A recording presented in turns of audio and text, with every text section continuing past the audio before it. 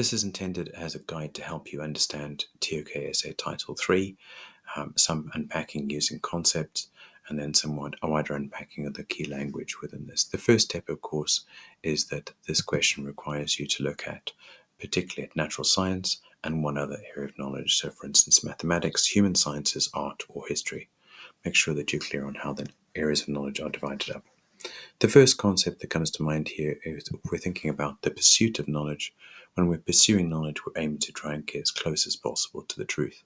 I think many experts in a range of areas of knowledge would accept that an absolute truth is very difficult to achieve, but that's what they're striving for, this idea of pursuing knowledge, getting as close as possible to the truth, trying to get as accurate a theory within the natural sciences or the human sciences, and most accurate representation of the historical past, and so on.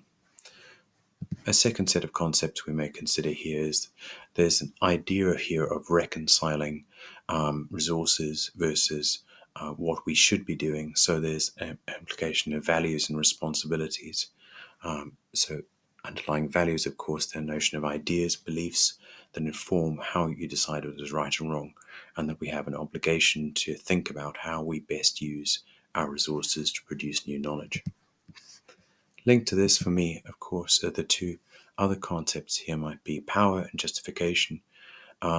Implied by this question might be some consideration of who it is that gets to decide how we use our resources when researching new knowledge.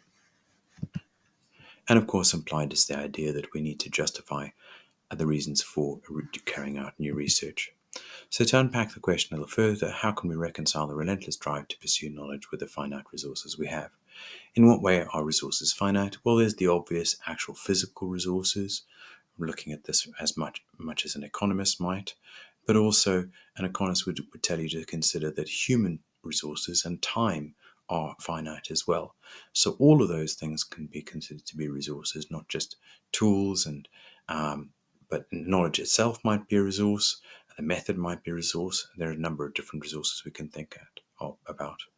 And then we can think a little bit about what motivates the drive to pursue knowledge. So then this brings us on to some idea as a questioning whether all knowledge is worthy of pursuit. How can we decide where it's best to allocate resources and which knowledge is most worthy of our resources? So I think underpinning all of this question is a lot to do with ethics. So dealing with ethics, thinking about right and wrong, might be useful here for this question.